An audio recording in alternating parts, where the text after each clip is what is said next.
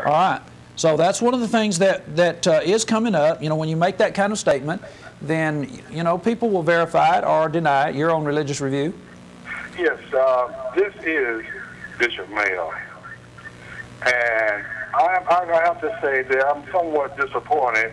I spent a few moments with you yesterday at my church and tried to help enlighten you the best that I could, but you seem to have turned things in a way to try to make me look like a bad fellow. Okay. And I really don't appreciate that part. All right, let's discuss that. How did I make you look bad when I'm basically just saying, Mr. Mayo, that you must give an accounting if you're going to be like a person like Paul? The lady that you showing on television that they're across the street from my church, my church is open to everybody, but it's a free will. People go where they want to go. Okay. She wants to go to the Baptist church, then that's her choice.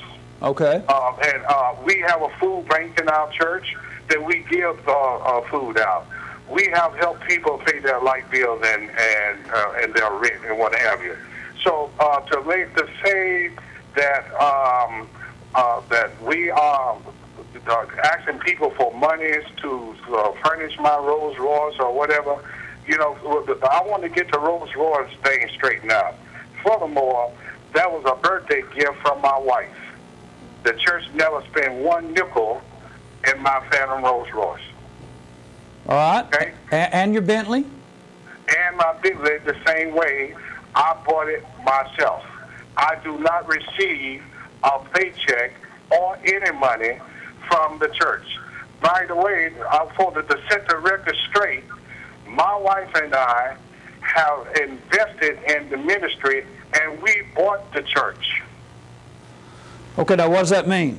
That means that we use our own personal funds to furnish the church. Okay, so what are you saying? I mean, you're actually saying that a convalescent home is supplying the funds that you need to. I didn't. What I'm telling you is the people never had funds to buy a car, a truck, a helicopter, anything. And I just want you to get the record straight. So how the Lord blessed me, my wife and I have been working for 5 years. How many? So if you work, you ought to be able to accomplish something in life. Everybody who works should have done something. Okay, so are you? I want you to put out this in this community that like I'm a crook when I have given my whole life. And, you know, and so are you, Mr. Mayo? Their own opinion. Mr. Mayo. That's what they welcome to do that. Are you operating under tax exemption? I'm not operating under tax exemption. The church is tax exempt, but we operate a business. Okay.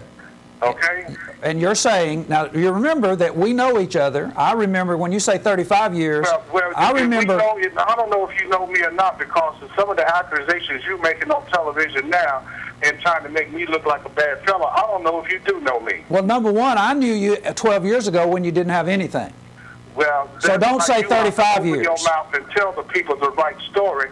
That Reverend Mayo, Bishop Mayo, or whoever you want to call me, he must have done something. No. God favored him. No, you said that. You said that God favored you, and I said that this is not the way the New Testament paints the picture of people that God favored. They don't. If the people gave me anything, then you could say, well, he took the people's money and bought all this stuff. But the people never gave me nothing, sir. Where is the money then that all the people have been giving? It ain't none of your business. It ain't none of anybody's business. Okay. Where my money come from? No, I said, where's the money that all the people have been giving? Where is it? Yes. It tries to help pay the light bill. It helps buy vans for the church. It helps buy other things for the church too. But it's not enough because people don't have funds and they are at a low level of income and they don't have enough to really support ministry. These are hard times. But because these are hard times, it does not mean that the preacher has to live in a lavish and a broke down house and drive a broke down car. So what's where your house? Would you tell our audience basically, you know, how much difference there is between you and the membership? Are you living in a $500,000 house? We have. Well, actually, it's $800,000.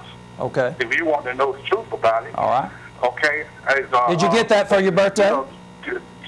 You know, state it like it is. Tell the truth and shame the devil. Okay. Did you get that for your birthday? If I go to work and pay for whatever kind of house, it's a $2 million house. If I'm able to go out here and work, my wife and I work, and we, you know, I can live in whatever I want to live in. But Mr. Mayo, I'm simply saying that 12 years ago, you didn't have anything. In 10 years, you're now in a... That's your opinion, but, you know, it okay, now, sir, didn't you... Because a person doesn't live or drive where they drive now, or live where they live now, wait a minute. They don't have anything. So would you establish... You don't really know what I had. Would you establish that you actually fell off of a construction site, fell at a construction site, and hurt yourself back 12 years ago? 26 years ago. All right, 26 years ago. And so are you disabled? I am. You are disabled, but you say you and your wife are both working and you're bringing this kind of funds, but you're disabled. Well, you know, Johnny, I made my statement of what I want to say at this point, and I'm not going to say it anymore, but I just want you to do what's right, you know, because God will hold you also accountable how you make a light of people, and you don't know the whole story. My son is not a liar. And I don't appreciate you calling him a liar on television. Well, wait a minute. He did not know I was in the church. Okay. Nor was you invited to come to Roanoke. Oh, now the part about invited... You was not invited to come to Roanoke. So you shouldn't have even stepped up there in the first place unless you was invited. If you had contacted me properly, you could have gotten the invitation. I could have gave you the whole story. But you don't come uninvited. And I want to tell you another thing. Be careful when you come to Roanoke, because Roanoke and Henry County is two different places. Sir, I have actually dealt with the worst and the best of society, and generally it's church people that threaten me, not the drugs and the people who were having the problems over there. They talked to me. The lady who had the butcher knife talked to me. She did not represent a threat to me, but I noticed that you buzzed on out of there. And well, that's the police. When I see somebody with a knife, and when I see somebody fighting, it is not my job as the police to run up to people and try to take the knife out their hand and stop people from fighting. I didn't say that I tried to take... I'm fortunate that you got out of there in one piece yourself. You know what, Mr. Mayo? I actually used to be the one carrying the knife and the gun. I know how the people operate, so you're not scaring me one bit. You know, these are people that you don't know anything about, and I've seen people get hurt in situations like that. That's why we support our police department in Roanoke City, to take the knife from the people, to stop the people from fighting. I wasn't trying. It's not the police's job to run up and do these kind of things. You think I was actually trying to force the knife? I think you actually crazy.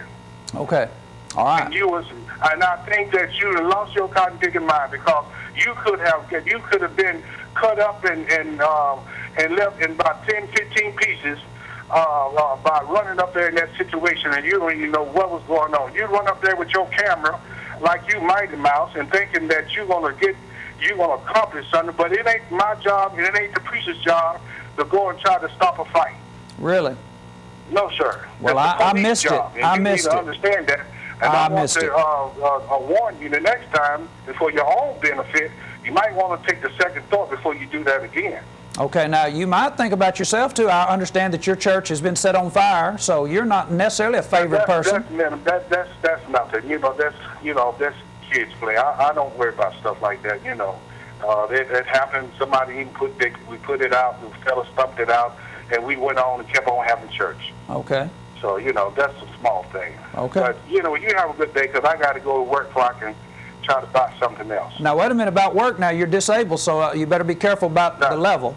Well, when I say work, I'm talking about working for the Lord. Oh, okay. So you said so you can buy something else, so you just contradicted yourself. Okay, we appreciate that. Now, folks, that's what we love that. He said, I'm going to go on and go to work so I can buy something else. Well, he already said that he didn't buy stuff with the money that he made with the Lord's work, but he ended his conversation by saying,